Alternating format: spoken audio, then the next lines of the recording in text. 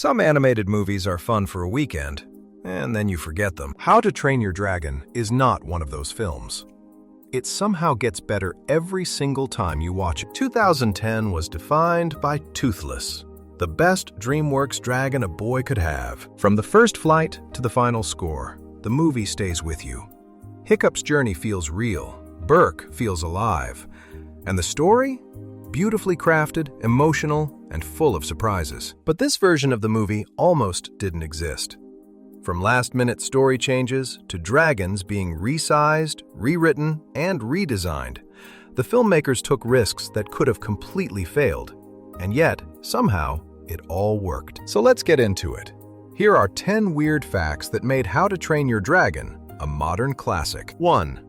Steven Spielberg quietly rewrote this movie. Most people don't realize this, but Steven Spielberg had a hand in shaping How to Train Your Dragon.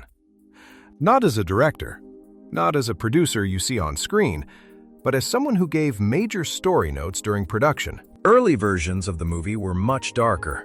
Toothless was more aggressive.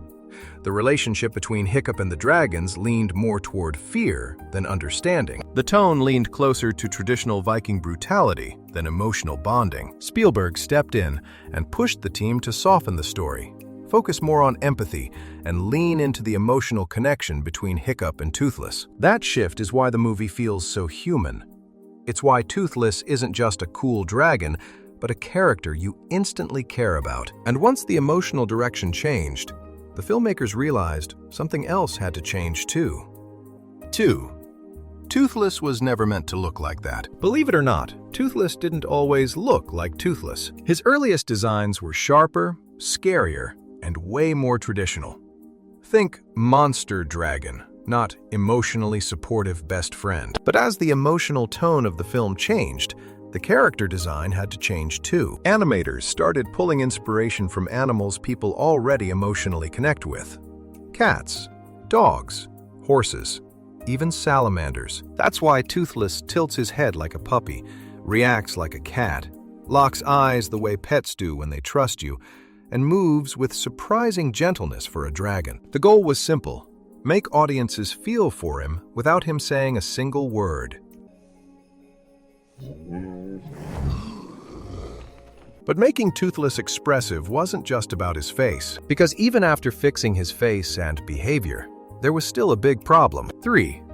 The dragon was shrunk to save the film. Originally, Toothless was much bigger, some might say too big.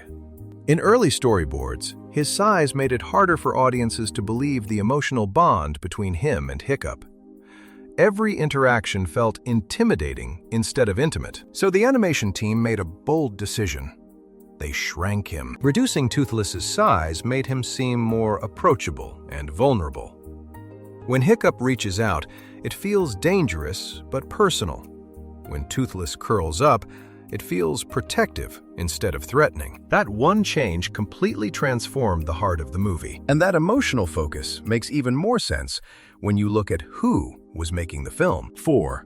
This movie was made by 2 ex-Disney insiders. How to Train Your Dragon was written and directed by Chris Sanders and Dean DeBlois, 2 creatives with deep Disney roots. They worked on films like Lilo and Stitch and Mulan, which explains why Dragon feels so character-driven. These aren't just action sequences stitched together. Every emotional beat matters. Their Disney background helped them balance humor, heart, and spectacle. But this time, they had more freedom under DreamWorks to take risks, and that freedom mattered even more when adapting the source material. 5. It's based on a book, but the story was almost unrecognizable. Did you know that How to Train Your Dragon is based on a book series by Cressida Cowell? But if you've read the books, you already know the movie barely resembles them. The book version is more comedic and lighter in tone, and some dragons can talk. Toothless is tiny and sarcastic. Hiccup's journey is far less dramatic. The filmmakers kept the core idea, a Viking boy and his dragon, and rebuilt everything else from scratch, which is why one of the movie's most important characters had to be created almost entirely from scratch. 6. Astrid basically didn't exist in the original story. Astrid, as we know her, is essentially a movie invention. She is one of the most important characters in the movie, but barely present in the books. In fact, she doesn't even exist in some versions. The filmmakers created Astrid to give Hiccup someone who challenges him. Not a bully, not a love interest first, but an equal. Astrid grounds the story. She challenges Hiccup. She represents Viking strength without cruelty. And she gives the movie emotional balance. Her creation is a reminder that sometimes the best characters don't come from the source material. They come from what the story needs. Is this some kind of a joke to you? And once those characters were locked in, the world itself had to feel just as real. 7. Animators invented an entire island from scratch. The island of Berk wasn't just drawn, it was engineered. The animation team treated the island like a real place. It is built as a functioning ecosystem. They studied wind patterns, cliff formations, flight paths, and Viking architecture to make sure everything made sense. Dragon flight scenes were mapped carefully so they felt physically believable. Buildings were placed based on logic, not aesthetics.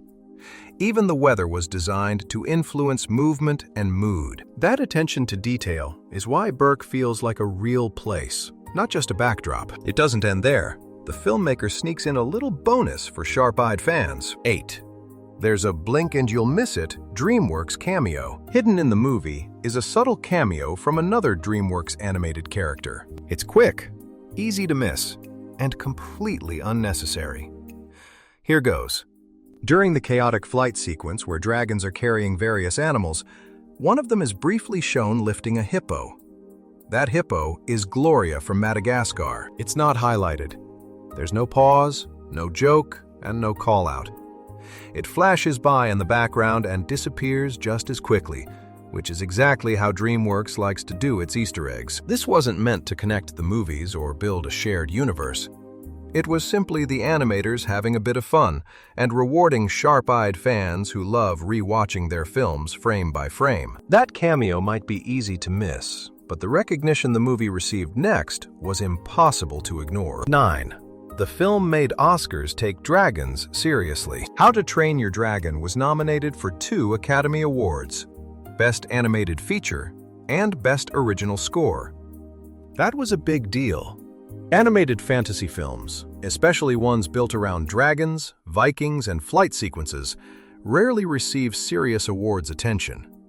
They're often seen as technical showcases rather than emotional storytelling. John Powell's score became iconic, and the film proved that animation could deliver epic storytelling on the same level as live-action blockbusters. The flight theme alone is now considered one of the most iconic pieces of music in modern animation.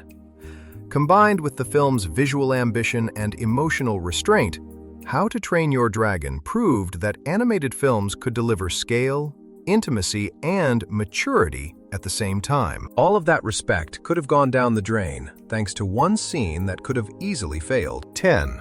That famous touch scene was actually a technical gamble. The first time Hiccup reaches out and touches Toothless is one of the quietest moments in the movie, and also one of the riskiest. There's almost no dialogue. The music pulls back instead of swelling. The entire scene depends on body language, timing, and trust. For the animators, this was dangerous territory. If Toothless moved too fast, the tension broke. If Hiccup hesitated too long, the moment dragged. If the eye movement or breathing felt unnatural, the illusion was gone. So the team focused obsessively on micro details, subtle shifts in posture, tiny changes in breathing, and eye contact that felt cautious but curious. Every frame was designed to communicate emotion without words. The result is a scene that feels intimate, vulnerable, and deeply human, and it's the emotional foundation of the entire film. Without that moment working, How to Train Your Dragon doesn't work. And because it did, the movie became something special. That's it for this one, folks. 10 facts about How to Train Your Dragon you would never have guessed. It survived rewrites, redesigns, and massive creative risks. It balanced blockbuster spectacle with emotional storytelling. And it trusted silence just as much as action. That's why it still holds up today. If you're in the mood for another breakdown, go check out our video on Big Hero 6. Because yes, that movie absolutely deserves a rewatch too. Don't forget to like, subscribe, and turn on notifications so you don't miss future deep dives into animated classics. As Hiccup would say, this is Burke, and see you in the next one.